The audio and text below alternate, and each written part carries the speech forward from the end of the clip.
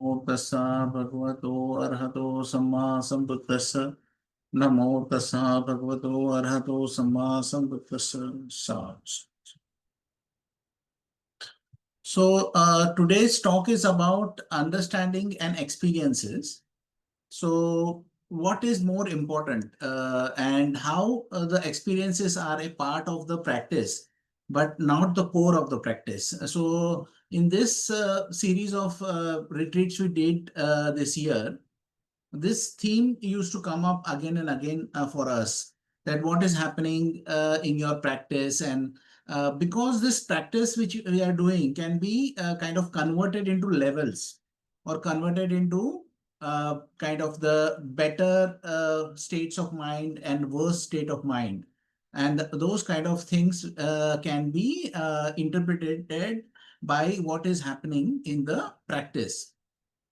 So some of the things which happens is that when somebody sees or kind of hears that, oh, this person is on the third jhana or the fourth jhana, and this person is in quiet mind or nothingness, then they think that the person who is in the third jhana is at a lower level than somebody who is in quiet mind. Or somebody may think, oh, I am not in a jhana at all.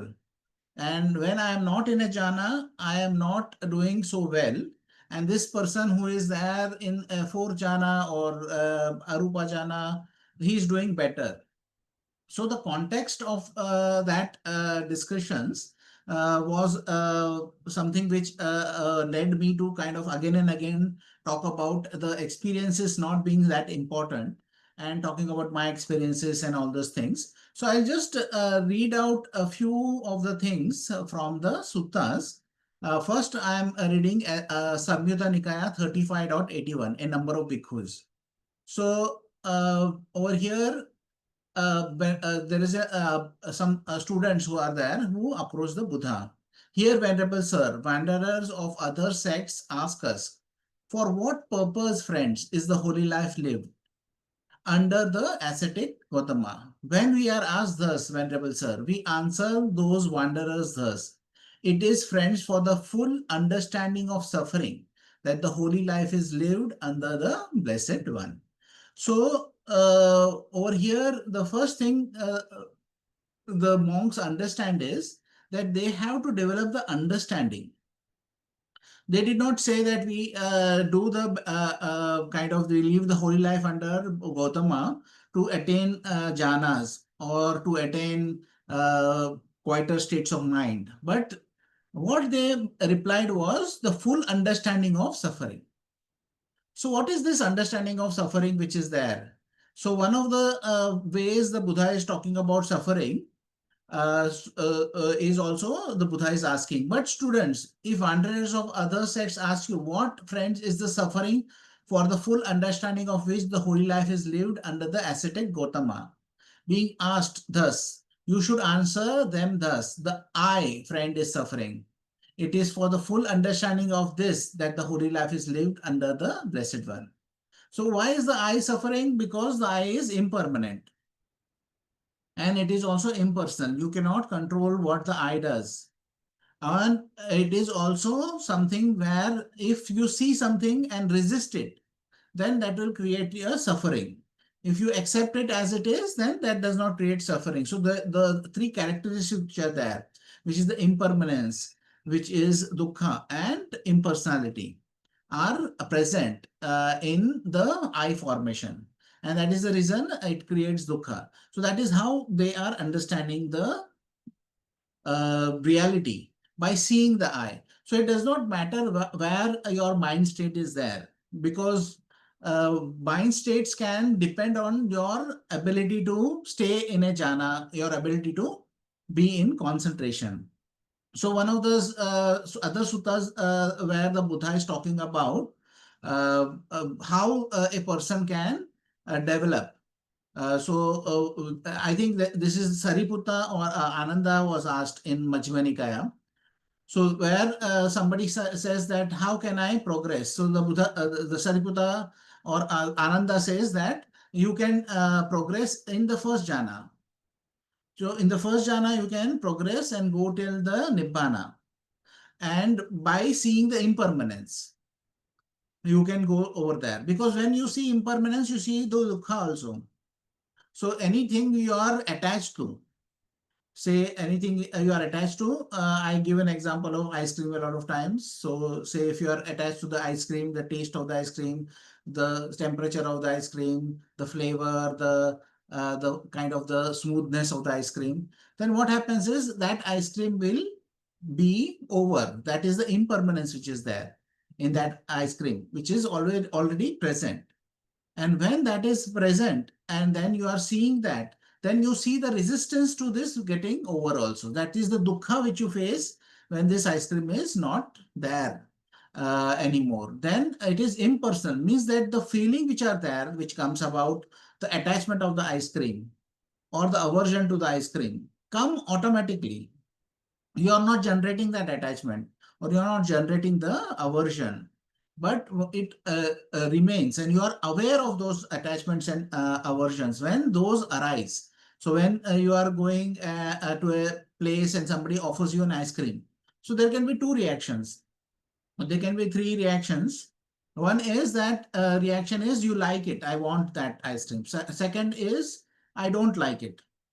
The middle one is okay, it is there, it may be there or not there, it is not a problem, or it is not something I really want. So that is how that reaction arises. But that reaction which arises is something which we accept as ourselves. Say, if we say I like it and then we consume it, then we make that personal. The I like, which is coming up, we make it personal. And that personal, which is we are making it, makes us kind of experience the resistance also. When the resistance also arises, we make it personal and we kind of resist that and we create the dukkha. So impermanence is also linked to the dukkha. Impermanence is also linked to the impersonality. Because impersonality is something which we don't understand, because we are making it personal, everything. And that is the reason the impersonality, which is so impermanence, which is there in the universe, impersonality, impermanence, which is there as a characteristic of the universe, we are not getting affected. So we'll see one other thing about the understanding which is given. This is the Buddha is visiting a sick monk, Samyutta Nikaya 35.74. So over here, the Buddha is asking the monk, how is he? So the monk is not well, he is ill. And the Buddha is asking one other thing is, are you okay with whatever you are doing in your virtue? Virtue is the precept which you keep. So for lay people, it is the 5 precepts. For somebody who is a samanera, it would be 10 precepts. Somebody is in a retreat or a meditation retreat, it would be 8 precepts. Or monks will have 227 precepts. So there are different precepts. So then student, if you have nothing for which to reproach yourself in regard to virtue, why are you troubled by remorse and regret? So even if the monk is sure that he has not broken any precepts, he is still troubled and he has remorse and regret. So the monk says, I understand, Venerable Sir, that it is not for the sake of purification of virtue that the Dhamma has been taught by the Blessed One. So the monk is saying it is not just for the purification of the virtue. So it is not for just keeping the precepts that we are becoming a monk. We are becoming a monk. So the Buddha is asking, I understand, Venerable Sir. So if student, you understand that the Dhamma has been taught by me for the sake of purification of virtue,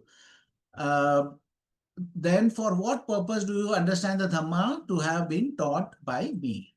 Venerable Sir, I understand the Dhamma to have been taught by the Blessed One for the sake of fading away of lust.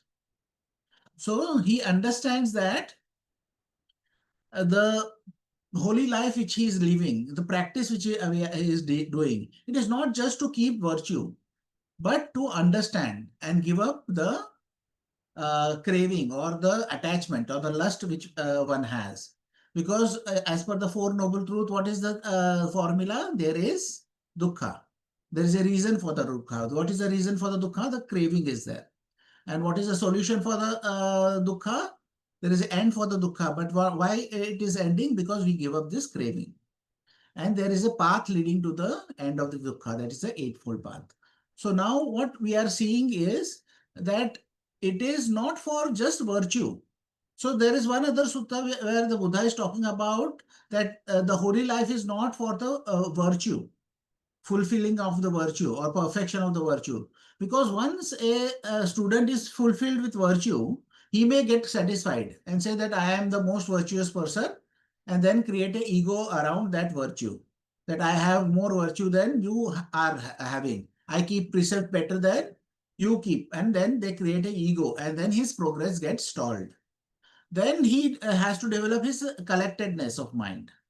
But if he gets satisfied with the collectedness of mind, then he may again create an ego around that, saying that, okay, this collectedness of mind which I have been created is superior to others. I can go into the arupa jhanas, I can go into nothingness, I can go into neither perception or non-perception, and I can stay there for a longer time. I can sit for 4 hours. This person can sit for only for 2 hours.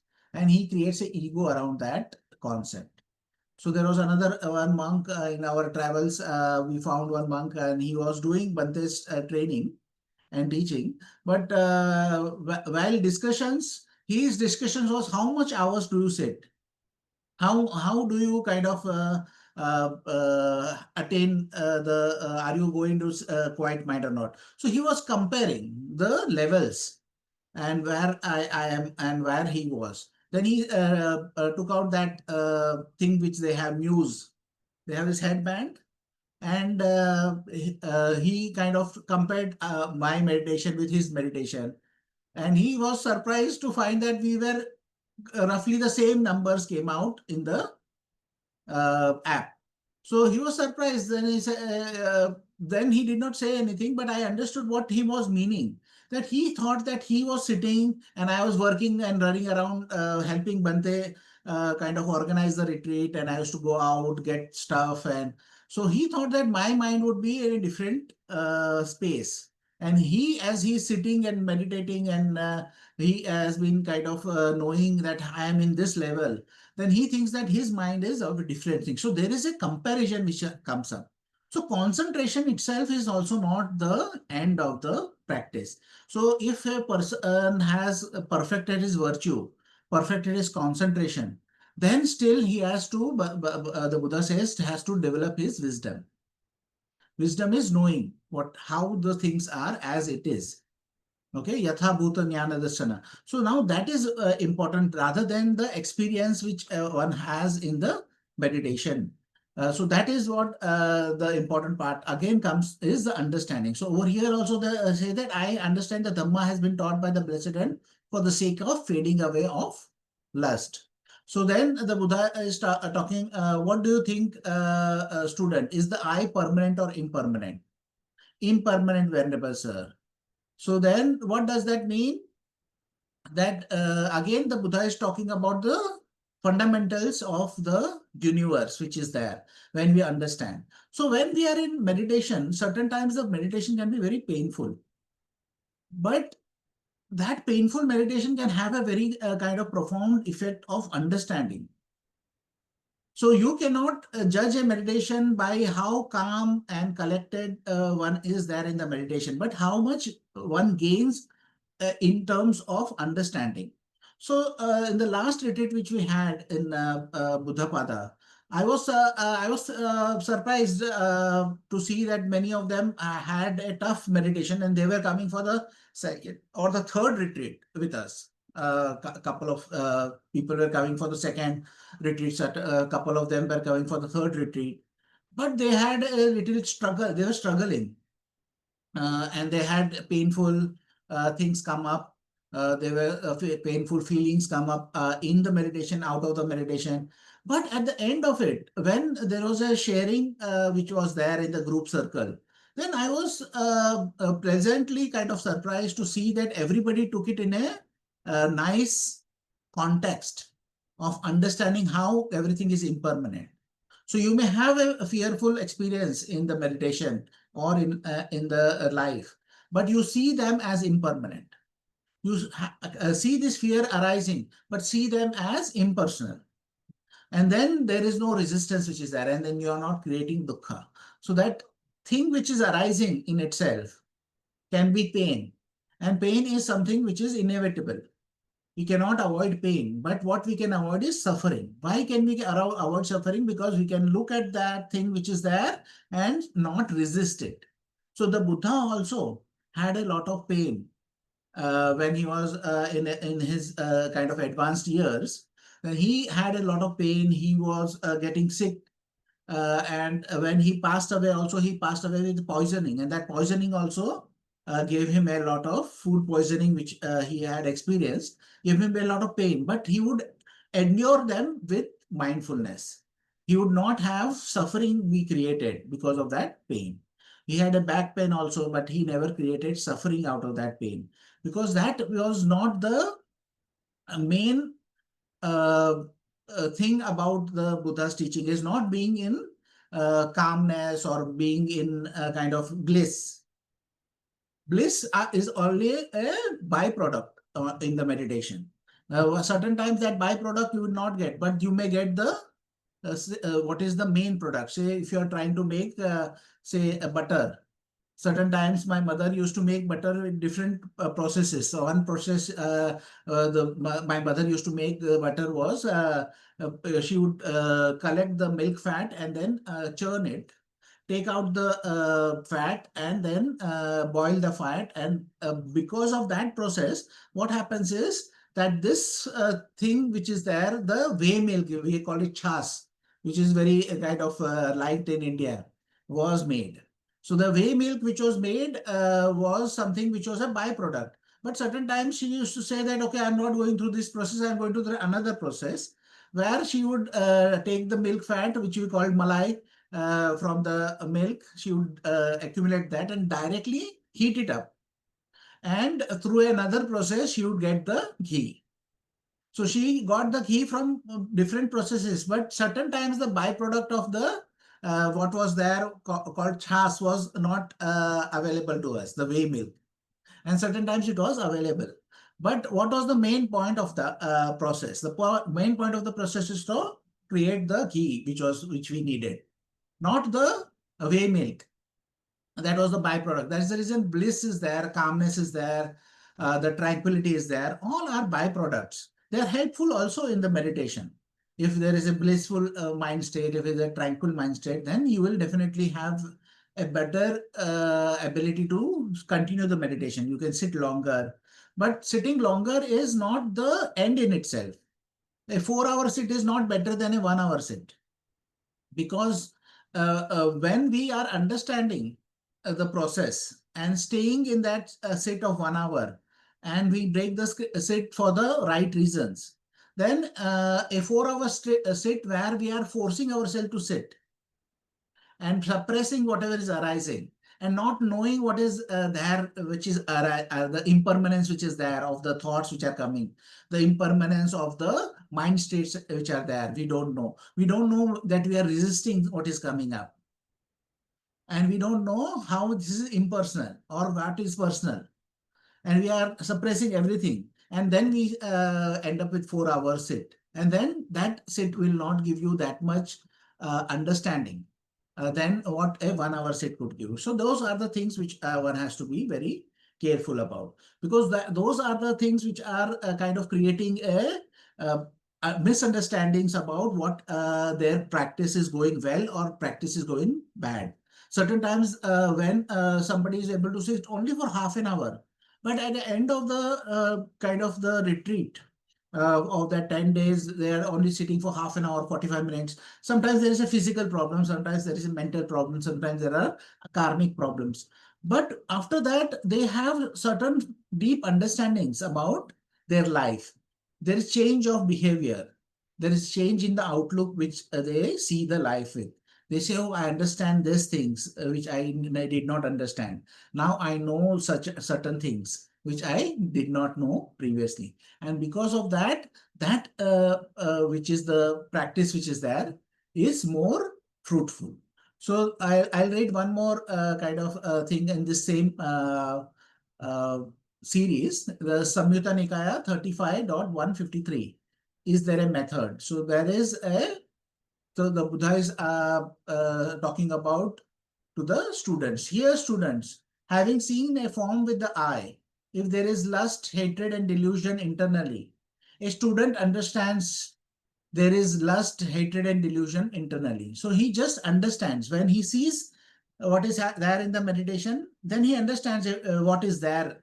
If there is no lust, hatred, or delusion internally, he understands there is no lust, hatred, or delusion internally. Since this is so, are there things to be understood by faith or by personal experience or by oral tradition or by reasoned reflections or by acceptance of a view after pondering it? No, Venerable Sir. So what the Buddha is saying that certain things which are there, you don't need faith also. You don't need oral traditions. You don't need reasoned reflections. So the Buddha is saying, aren't these things to be understood by seeing them with wisdom? So the Buddha is saying that you have to see what is there arising in the present with wisdom. And when you are seeing the things which are arising with wisdom, only then you will be able to kind of move away from the experiences which are there. Because in the modern era, I think there is a lot of emphasis on experience in regard to meditation. So whenever you see something about meditation or images of meditation, it is about tranquil, ideal places, people sitting in a very kind of an ideal location with incense sticks and all those kind of uh, peripheral area which is there when they are doing the meditation. They have this very kind of expensive cushions, specialized cushions, and they are always sitting on the floor. So one of the best, everybody kind of acknowledges after coming to Bhante's retreats or our retreats that sitting on the floor had no magic. When they shifted to the chair, they had a different experience. And certain times, some people are very supple and they continue sitting on the floor. That so the sitting on the floor is also you don't make a issue out of that also. But if you are not comfortable, then you will not be able to see what is arising and passing away in the present moment. So sitting comfortably, sitting in a way which will give you an insight into how this process is working. So I'll end with some experiences which I had when I was there in Thailand. I started my journey with Goenka meditation, which was Vipassana. And I had certain issues with the experiences over there. Initially, when I went to the first retreat on the seventh day, I had an experience of my body feeling like bubbles, which they call a bhanga. And you can just, when you are sweeping your attention from bottom to the top, you feel that everything is atoms. So I felt like that, and I had a very profound experience, and it changed my mind. I can clearly see that the day I had that experience, the before that, how I lived my life, and after that, how I lived my life completely changed. Within, I think, 1.5 years of that experience, I was in Thailand. I had decided to become a monk. So it was a profound experience which I had. But after that experience, that after some time, the experience faded away. And then I was chasing that experience for the next 2 days or something like that, which remained in the retreat. And that was very painful for me. I had that tapering of the experience, and I had very painful experiences also. And overall, I felt that there was a lot of pain coming up when I was doing that meditation. So after that, I went home. I started doing as much as possible because for a period of time, I was, after that, I left my job also from, I was working in Citibank, and I had some time. So I was spending some time trying to meditate. And it was very difficult because I was wanting to chase that experience. At one point of time, I had this experience of pain. It was so painful that from my my head to toe, I was in pain. But I persisted. I persisted with that, and then there was a kind of like an explosion, and everything became bubbles. Like everything became like a finer bubbles than what I had experienced the first time, and everything was painless, and I felt like bliss, and just this flow was happening automatically. And I was like, oh, this is a very wonderful experience which I am experiencing. And then I had this again tapering off of that experience. The experience ended. And then again, I was chasing that experience, that how to get that experience, how can I get that experience? And then I was chasing after experience. And that caused me headaches. That caused me headaches, and I was saying that something is wrong over there. I should not have headaches when I'm doing meditation. Instinctively, I found it because many of the people who are doing Goenka system have been doing it for decades, certain times 15 years, 20 years. They had persisted with that. But I was thinking, what is happening? This is not right. If I'm getting headaches every time I'm sitting, I'm doing something wrong. So I went to YouTube and I found Bhante Dhammagavesi, and he was talking at that time about Anapanasati. So initially, Bhante started with teaching of Anapanasati. That time, it was an old video. I remember it was a Vietnamese temple or something like that in this thing, America, where Bhante was there, and he was talking about the painful experiences in meditation and how the relaxed steps helps. So I said, okay, I will do the relaxed step. So I started doing Anapana and only with relaxed step. So I would do relax in the in breath, relax in the out breath. I was not doing the full 6 hours, but I took up that relaxed step, and that changed my meditation. It was less painful. Slowly, slowly the pains faded away. I could sit longer. Then I had decided to leave my job. I took another job in a startup. And that startup was a good, it was an ex-city banker, and we had a very good this thing, a relationship with the CEO, and he trusted me, and I was also doing a good job. And but I thought that this is not my life. I have to explore something more, which is there, because those insights which I have received through meditation. So then I went to uh, Wat Chat in Thailand. Over there also I had this experience, but this was a completely different experience because my meditation was different. So the experience is also linked to the meditation which you are doing. The type of meditation you do has certain things which gives you an experience which is unique, because I never had the experience of bhang in the meditation I was doing, which was a relaxed step with breathing, anapanasati with relaxed step. So I would get a completely different experience, but that experience lasted longer also. I would have this experience of the body becoming very calm and supple, and my mind would go, I want to sit. So I'm reading something or I'm walking somewhere, and I say I want to go back to my putti and sit. Then go back, sit in meditation. That time my mind would go, okay, go and sit in lotus position. I would not be able to sit in lotus. Normally for a minute I could sit maybe. Long times I could not sit. But now my mind would go very calm. And I would sit in lotus position for an hour, 1.5 hours. And when I got up, I thought I would get some cramps. I was normally sitting for 1 minute in a lotus position or 2 minutes, but now I think I may get cramps, but there is no cramps. My body is supple. There is no pain. There's no residual pain. There's no pain which comes up after a day or something like that. So my mind is very calm. I can sit in 3 hours in meditation without problems, but it tapers off. At one time, somebody says something to me, and my mind explodes. I have aversion.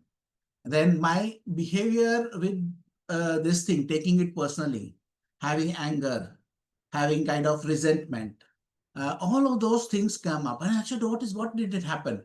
And then I want to go back to that mind which is calm. And so I chase that experience once again. It takes me about 2 months, 3 months to reach back to that experience. Because that experience was such a profound effect that I'm chasing that experience. Again, I get that experience. Then I said, this time I'll keep it, this experience. This time I'll maintain this experience. I'll make sure that I am always mindful. So this same experience happens, same way it happens, and then same way it fades away. Somebody says something to me and I get upset. Again, I chase the experience. Then I realized that this is a cycle which I am stuck in. I have to go to Bhante because I was uh, following Bhante's teaching, but through audio and transcripts. So my friend had sent me 150 talks, whatever that is there on the website. He had taken a printout and sent a bunch of that to me over there in Vatmananachar. And I was reading the transcript. I was listening. So I was very sure that Bhante, what Bhante was teaching, he was confident about his teachings and people reaching, say, Sotapanna, Sakdagami, Anagami. So he was very clear about that. So then I thought, okay, maybe this is the path for me, and I have to learn it correctly from Bhante because when I'm learning through audio, I'm not following the instructions maybe. So I decided to go to Bhante. But before going there to Bhante, I was not because it was a very secure place. It is difficult to get into Vakmananachar. So they have a process. They keep you as a lay person for a month. I was kept for 1.5 months as a lay person. Then they gave me a white clothed, they call it pakao. So I stay in white formal clothes. There is this formal white clothes which are there. I stayed as a pakao for about 5 months. Then I ordained as a sammanera. So and then I was going to be ordained as a full-blown bhikkhu in a few months' time. So it was a very big decision to leave the security of that organization. It is a very secure organization. If you are there, you can stay a monk for a life and they can support you. So in that sense, it is a very secure place. So to leave that space was a very difficult decision. So then what I did was I had a Sufi uh, uh, teacher's CD. I had never means listened to him when I was in Matmananachad, not even once. But my sister had suggested, and my sister's teacher had suggested this teacher to listen to. So I had listened few of his talks before I had left for Thailand. So I knew about him, but I had not listened any thing. So I just took one of the CD, put it in the CD player, went to a random talk. In the random talk to a random minute. So it was I went to a X talk and to 40 minutes and then started listening. And this was the basic thing which he was talking about. He said that we kind of ask students to go to practice to gain understanding. But while doing the practice, they have experiences. And these experiences one gets stuck with. One gets stuck with the experiences of, say, going into jhanas. One gets stuck with the experiences of having blissful states. One gets stuck in that thing. But they forget that their purpose for the practice was to gain understanding. So there is a quote by him. I was just remembering him when I was thinking about his talk. So I'll just read that quote also, which I have mentioned in this thing. So this I am not able to pronounce it. He's Welsh. So Lowelling, I think so. Lee emphasizes that spiritual practice is not just about meditating. So what meditating he is talking about is concentration, basically, because that is what most of the meditation is there. So it is not about concentration or meditating, but about recognizing and transcending the mind's habitual focus on the world and its sensory input. So this habitual focus, which is there, are habitual tendencies, which Bhante Vimbalam says, that is what the main focus of this is there, that we have to transcend those habitual tendencies which we have and sensory input. So what we see, what we hear, what we smell, what we taste, what we touch, what we think about, all those things are sensory input we have. He highlights a constant stream of thoughts and images that occupy our mind, creating a kind of chatter that can hinder deeper connection to and awareness. So what this is about how we are creating all those stories which we are creating in our life. By the inputs which we get, then we create all the stories. So the input in meditation also can create your stories. But if you are in the kind of the context of impermanence, of dukkha and of impersonality, then you will be able to see those things correctly. So you have a very nice experience. You sit and there is a blissful experience you have. But what is the reality of that experience? One is that the experience was not there, not having been, it comes into being. What is the next experience? Having been, it vanishes. So that blissful experience which you experienced had that quality. Now, another quality of this is that you see those experiences arise, stay, and go away. That means that you are not creating those experiences. This experience was not there and you saw it arise. You saw it stay and you saw it go away. So when you are the witness, then you are not the creator. So if you are witnessing something, then you know that this is not me, this is not myself, because you are witnessing this. So you know the impersonal nature of it. But if you resist it coming, then you create dukkha. If you resist it going, then you create dukkha. So then the three characteristics of any blissful experience which you have is also the same. That not having been, it comes into being, having been, it vanishes. What is the experience of painful feeling? Painful feeling is only the same way we can understand. Not having been, the painful feeling arises. Having been, they vanish. Seen, they arose. Seen, they stayed. And seen, they went away. This is from Majjhima Nikaya 111. Sariputtas, one by one as they occur. So it says, seen, they arose. Seen, they stayed. And seen, they went away. That means that they are impersonal. He was seeing them. They are not. He was not creating them. So regarding those states, he is a state unattracted, unrepelled. So he was not getting attracted, he was not getting repelled. Independent, observing, free, detached, with a mind rid of barriers. So he was just observing as an observer whatever was happening, he was not getting involved in that. So he was not becoming a part of what is happening. He was not taking it anything which was arising personally. So that is the context of the meditation. It is not about the experience of meditation. It's not about going into the second jhana, third jhana, fourth jhana. It's not about going into, say, nothingness. It is not about being in quiet mind. It is not even about having the cessation experiences. It is about understanding in the present. Whatever else happens happens according to the practice which is there. He suggests, I'm reading Lee's synopsis. He suggests that a crucial aspect of practice is to analyze how experiences impact us. Do they reinforce our patterns and defenses, or do they lead towards a more open and genuine state? According to Goodreads, that is where it has come, understanding this distinction is vital for spiritual growth, as it helps us distinguish between what keeps us bound and what can lead us towards freedom and a more complete sense of ourselves. So what is freedom? Freedom is not taking it personally. So when we are taking it personally, then we kind of get attached to those things. And when we are not taking it personally, then we will be able to let them go. So one of the experiments I tell a lot of times in the retreat is about the coffee cup and the chocolate. So if there is a chocolate or a coffee cup given for a 5-minute test, so 50% of them said we can take the chocolate, 50% said we'll take the mug.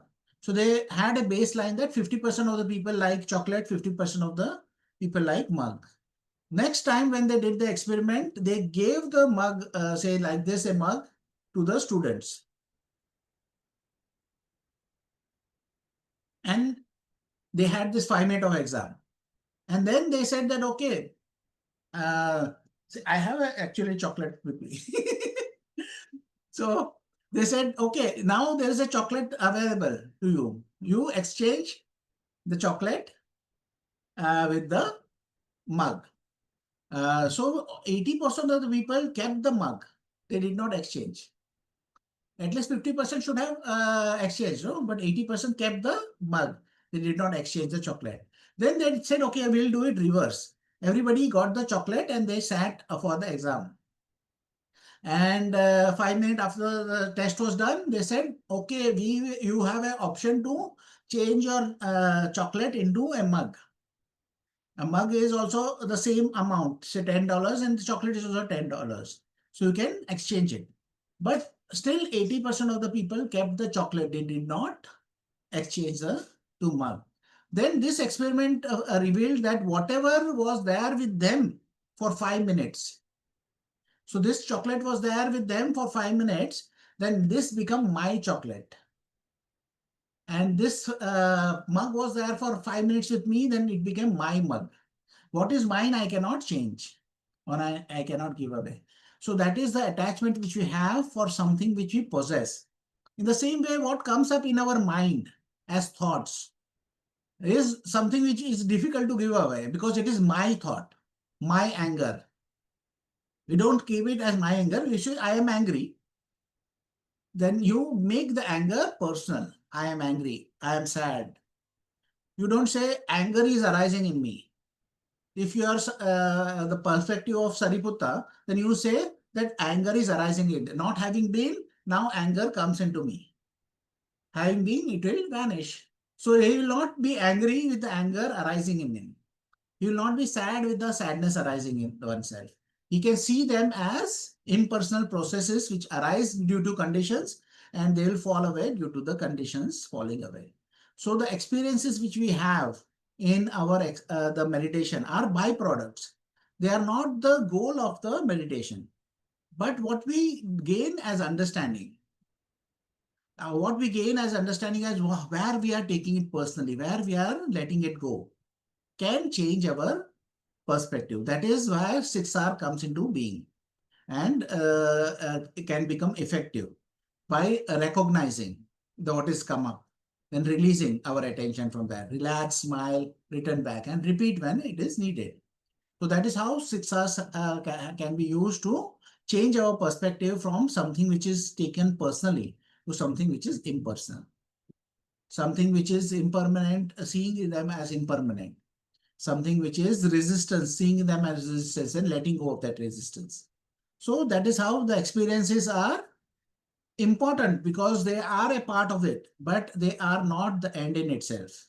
The goal is not the experience, the goal is understanding. So our experience may be painful, our experience may be difficult, but when we are gaining insight, when we are getting wisdom from that, that is when we have done the right thing. Okay, we may have a difficult life. Certain times, Buddha once said that once somebody can keep a precepts and have a very difficult life, but at the end of the his life, he will gain the benefits of that. One may keep the precept, but have the very difficult life. Say enjoyable life. Say keep the precept but enjoyable life. But then at the end of the day, also they will get benefits. But there is also a person who does not keep the precept but have an enjoyable life. But then he will have to pay the price at the end of his life. But then there is somebody who keeps the precept but still has the difficult life. Does not keep the precept and still has difficult life. Means he has a painful life. Still he will have to pay for his acts. So that means that what you do currently, you may be having keeping the precept, you are maybe following the practice, but still your life may be difficult and painful because that is what is there from the past which you have carried forward. But if you continue with the practice, we continue with the precepts, we continue with the practice which is as it says, then at the end of it, you will get the benefits of it. The Buddha is promising that if you continue your practice, if you continue doing the right thing, then the benefits which you are there, you will definitely receive. So that is what the promise of the Buddha is there. So don't judge from how difficult or painful your life is in the current. Judge from how much of the practice you are able to do in the present. So if you are able to keep the precepts, whenever you are breaking the precepts, okay, you take the precepts once again. and a resolve to continue. And then whenever you are doing practice and it is going well, that is good. Sometimes it is going bad, then also remember that the experiences of that practice is not important. What understanding you gain from that practice, what context you see this painfulness which is coming as impermanent, as impersonal, and not resisting it. When you are seeing them, then you are gaining something from the painful experiences also. And the painful experiences are also not something which is not useful. It is still useful, those painful experiences. That things which are painful can be your teacher also. So those are the things I wanted to share. And if there are questions, then we can take some questions. Anybody wants to ask any questions?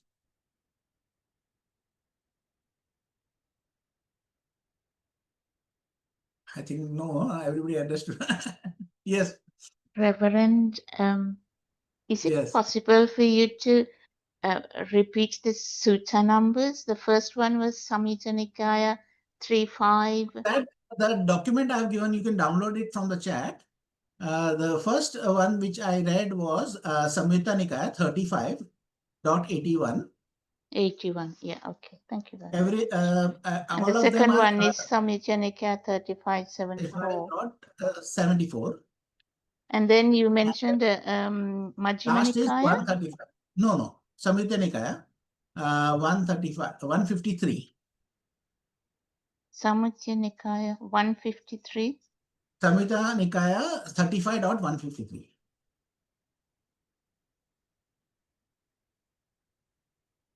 I'll just type them in the chat. Thank you, sir.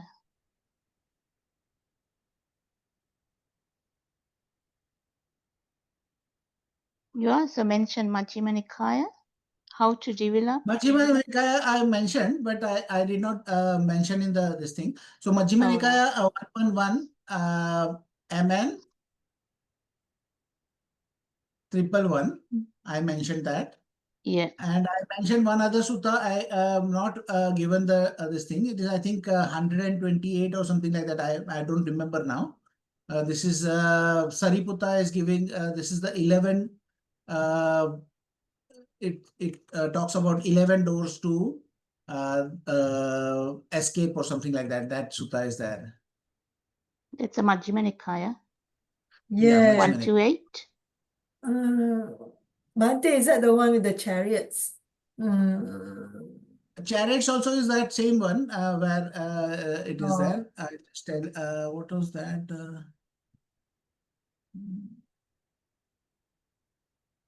I'll have to look for that. Maybe I'll give it later on. Once working now, yeah.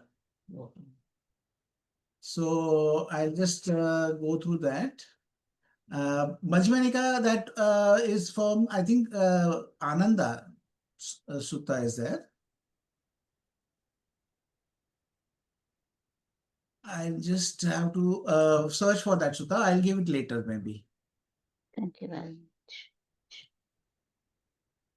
So there are other suttas also I mentioned, but I don't remember. If the meditation is unpleasant, it depends. Normally, I say give them 3 chances. Like once, if the meditation is unpleasant, then ask yourself an extension of 5 minutes. And Bhante used to say it does not have to be just 5 minutes, so it can be any amount of time. Just tell your mind 5 minutes and then let the mind settle down. And if the mind comes back to you and again wants to kind of get up or change position, then give again a second extension, saying 5 minutes more. Then if the mind says the third time, I want to get up, then you can get up. So you give yourself at least 2 extensions before you get up from the sitting. And at least give yourself 5 minutes extension before you get up. And if you are sitting for 30 minutes in a kind of a meditation retreat, then you ensure that you sit for at least 30 minutes. And home, I would not kind of be so rigid with the 30-minute rule. But you can say that maybe at home when you are there, stay for as long as possible, but give yourself at least 2 extensions. Thank you very much. Reverend, so I want to be clear on the 11 links of transcendental dependent origination. I think it's number 19, a knowledge and vision of things as they really are. Is that the 3 marks of existence?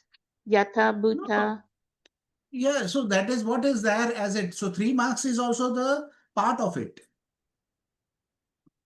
3 marks are the part of that, seeing things as they are.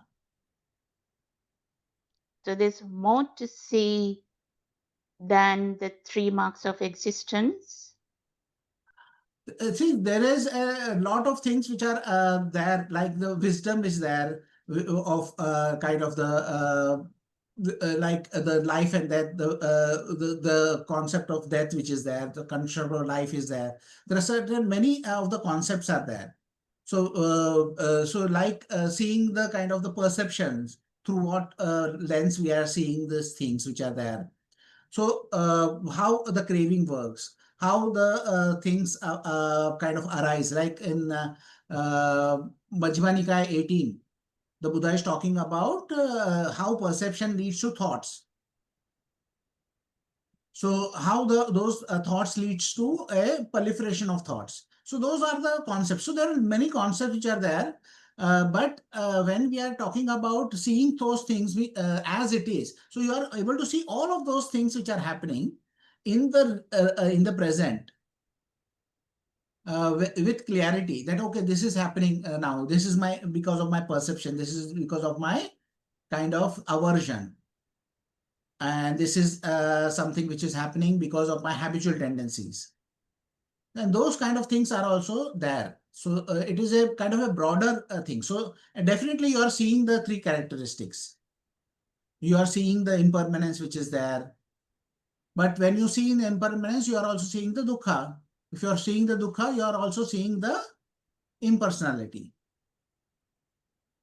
So all those things are there, but there are other things also which are there as your functioning which is there, which is the dependent origination in itself, which is there.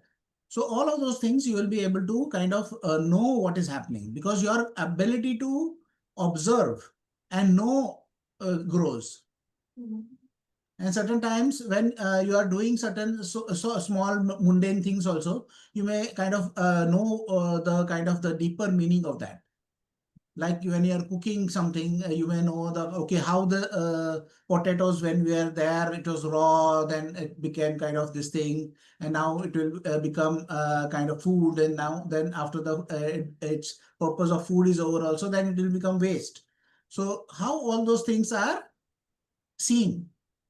So that can be in a very different manner, because for every person, how they perceive and how they kind of gain understanding can be different.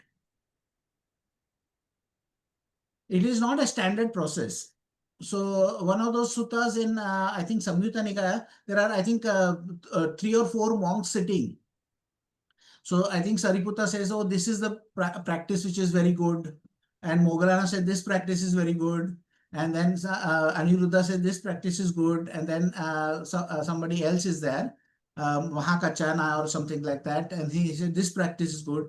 And then Buddha comes and they ask that we say this is the practice. So the Buddha says that you are all right in their own manner.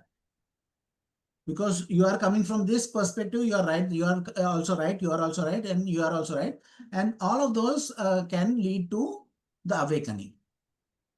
So inclination of the mind is also like Mahakachana was inclined towards the forest. But Ananda, which was there, he was inclined towards the city. So, and he would stay in a city after the Buddha also passed away. He stayed in a city. But Mahakachana went to the forest and stayed in the forest. So That is the inclination of minds are there. So there are individual a person will see individually in a different manner. And over here, when your mind has kind of developed, when they are seeing as it is, when that is there, then what happens is that this enchantment happens. This enchantment happens because what you are thinking as so important does not remain important. You understand if everybody was explained the chocolate and the mugs, why you are not changing chocolate is because the chocolate has been there for with you for 5 minutes. That's the only reason you will not want to change. But you can change the chocolate anytime and take the mug if you really need a mug. And then that telling of them could have changed their results.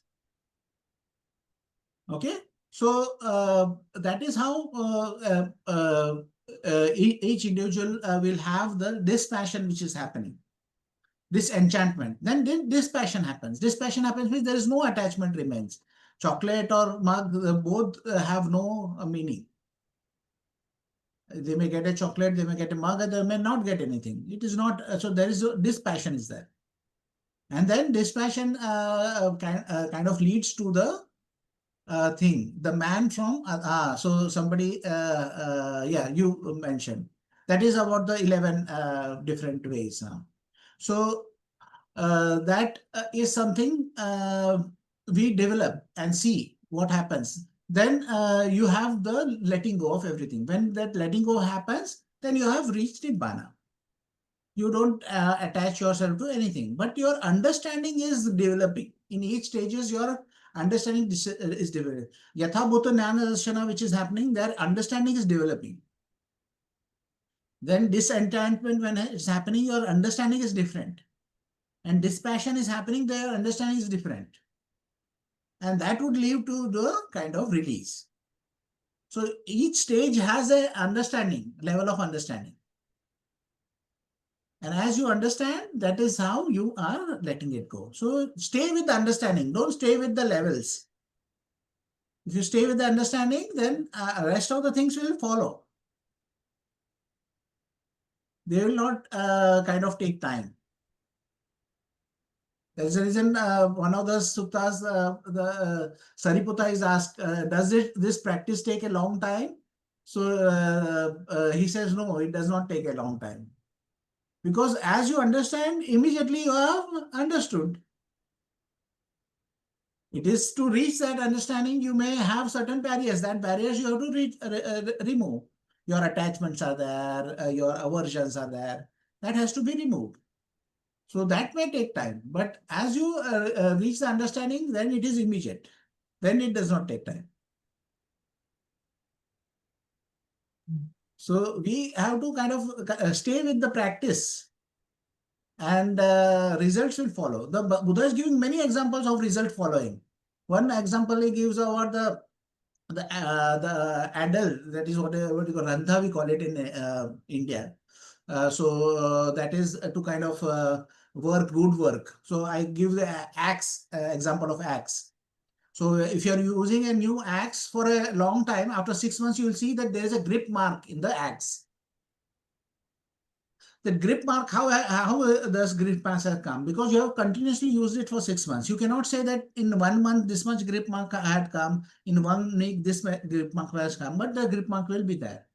Second example, the Buddha is giving about the rope and the ship, which boat which has been tethered to a rope. So because the rain will fall, the water will fall on it, and then it will sun will come, the rope will become weak. And the boat will become untethered and that will become free. So that how much rope was destroyed with how much rainwater, how many days, how much was destroyed, we will not be able to know, but that will happen. Another example the Buddha is giving is of the hen sitting on the eggs. If the hen is sitting on the eggs, the eggs will hatch and the chicks will come out. So the Buddha says, even if you don't have any desire for progress in the practice, but if you are doing the practice, then you will get the progress. So that is what the Buddha's, so we have to stay with the practice. and not with the experiences which you gain, or not with the kind of desire. Because if you do and stay with the practice, then all the rest which is there will follow logically. Okay? Yes. Thank you, sir. Oh, Yeah. Bhante, Yeah. I have I thought someone else raised their hand. Okay, never mind. I was thinking of an analogy about the experiences and the understanding. So let me know if this analogy, please correct if it's accurate or not. So the understanding is more like what keeps us. Let's say if we want to go, let's say we're on a journey and we have a destination. We are starting here and we want to go there. So it's kind of like our path of practice. So the destination is the final liberation, let's say. And the experiences that are mentioned in the Anupada Sutta that Sariputta mentioned, those are like the landmarks that are like on the map of the path. That means it's kind of like if we see those landmarks, then we know that, okay, we are on the right road or the right highway that leads to the final destination. So they are just the kind of the landmark points, is how I see it. But then our understanding of the three characteristics, our understanding of the Noble Eightfold Path, what the Noble Eightfold Path really is, that understanding is what keeps us on this road. And the landmarks, which are the experiences, are like, the coffee shop or the ice cream shop. So if, let's say, we stop by, and it's okay when we're on the journey, we can stop by to have a cup of coffee. But if we start to hang on to that cup of coffee and we want to indulge in more coffee and more coffee and more coffee, then we'll get stuck in that particular stop. And we may forget that the understanding of what our ultimate aim is to remain on the journey. Then, of course, we have our precepts, because the precepts are like protecting. Let's say we are in a car on that journey. I'm just trying to paint a picture. And our precepts are like, the car that keeps us safe from, let's say, rain, thunderstorm, hail, whatever, while we are traveling on the car. And at the same time, because everyone that comes on this journey has different perception, different starting point, because everybody has had countless lifetimes. I may start from this intersection and join here, and somebody else all of a sudden, when I'm on the next junction, I might meet so and so, but we are staying on this path. So when we are kind of, let's say, and yeah, I don't know if this analogy is accurate or not so That is a far. very kind of appropriate analogy, because see, even Ajahn Chah used to give this analogy of the markers and the milestones, on their path. So it's a very kind of good analogy that whenever you are going on a journey, so there are different starting points. There are also different stops along the way which comes up. There may be sometimes one, if I have to kind of further elaborate your analogy, then there are times when we say that there are trees lined on the road, and the journey becomes very pleasant. There is shade is there, and then it becomes pleasant. In certain times, there is no trees, there is a heat is there, and then journey, we are still continuing the journey, but it may be a difficult journey. It may be hot and humid, and hot winds are coming in, and then the journey is difficult, but you are still continuing with the journey. So then the certain times you have jhanic experience, certain times you have the hindrances come up. So in that sense, those things are also happening on the journey. And certain times when you are having a present journey, like a waterfall comes and you come over there and stop there, it is also okay to kind of enjoy the waterfall or a coffee shop or something like that. And when you are enjoying that, you have to understand that there is a journey which you have to continue. But there is no harm in that because you are still on the path. You are still on the path and you are still enjoying that thing. So the one of the suttas when Buddha is asking, I think Ananda and Buddha is talking about something, and the Buddha is talking about neither perception or non-perception. So the Buddha says that people uh, uh, don't understand this concept of neither perception or non-perception. And sorry, Ananda says that many people get attached to it. So the Buddha says that is the best thing to get attached to. If you are wanting to get attached to certain things, then it is that you attach to neither perception or non-perception. So what kind of waterfalls are the best and the experiences you have on the journey? Even if you are getting attached to, you are getting attached to something superior, not something which is inferior. So there will not be a kind of addiction kind of a thing which will happen, which is something fear that other traditions have cultivated. Now you get addicted to it. No, you will not get addicted because it's a very superior thing which without any hindrances.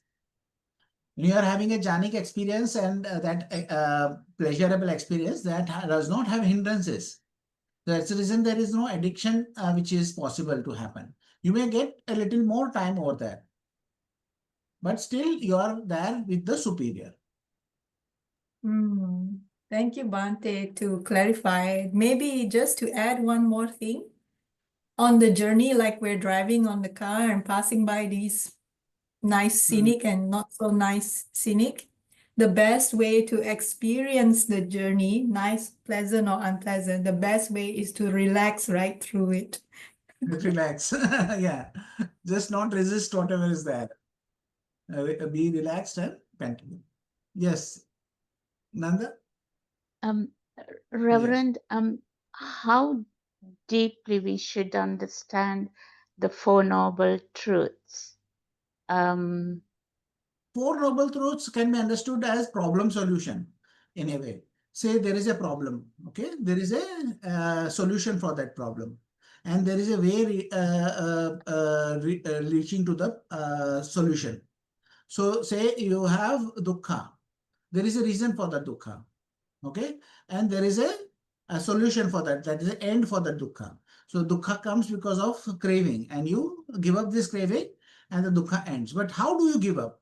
To give up that, you have the process of the Eightfold Path. So you follow the right view. If you have the right view, you have the right intention. If you have right intention, you have right speech. When you have right speech, then what happens is you have right action. When you have right action, you have right livelihood. When you have right livelihood, you have right practice or harmonious practice. And when that is there, then the harmonious observation is there, or what is called mindfulness. When mindfulness is there, samadhi comes. Samadhi is the ability to stay on an object of meditation or stay on any object.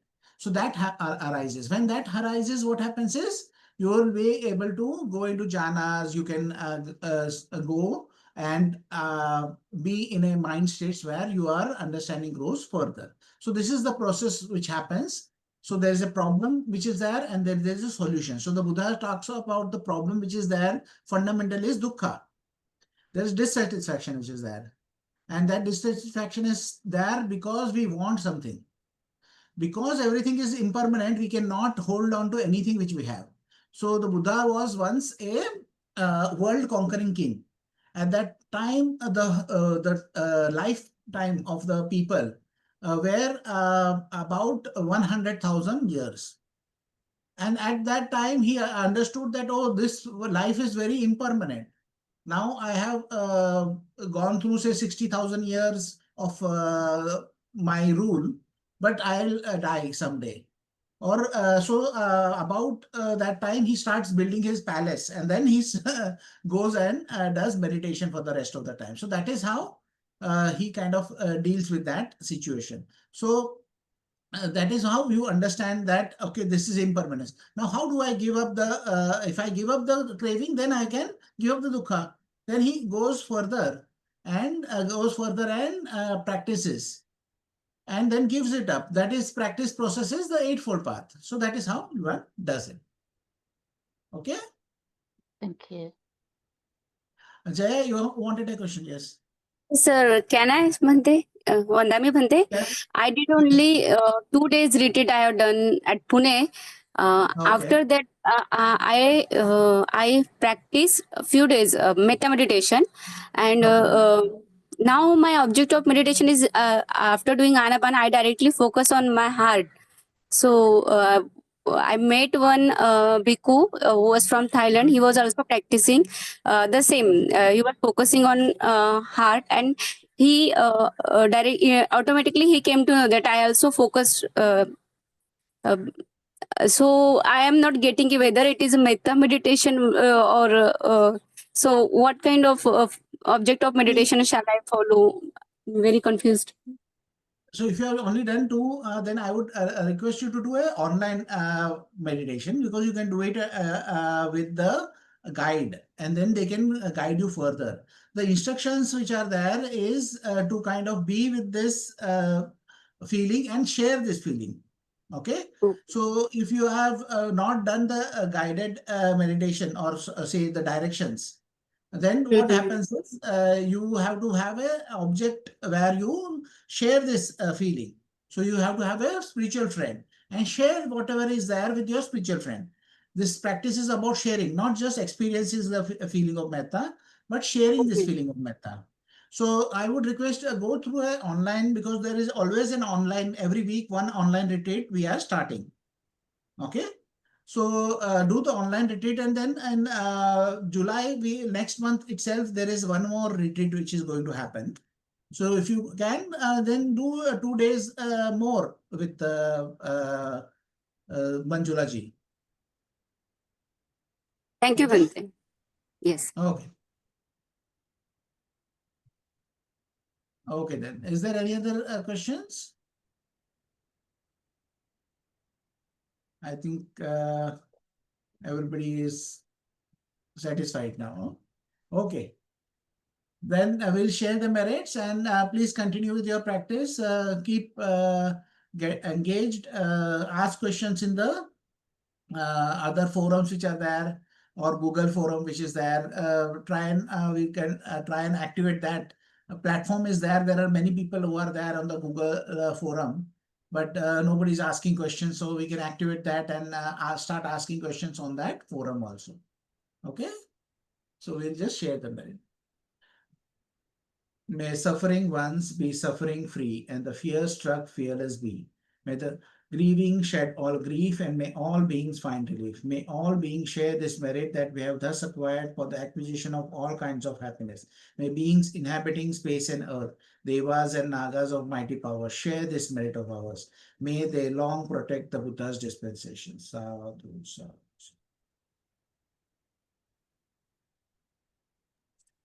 Thank Thank you for you, coming. Bhante. Thank you, everyone. Bye. Bye.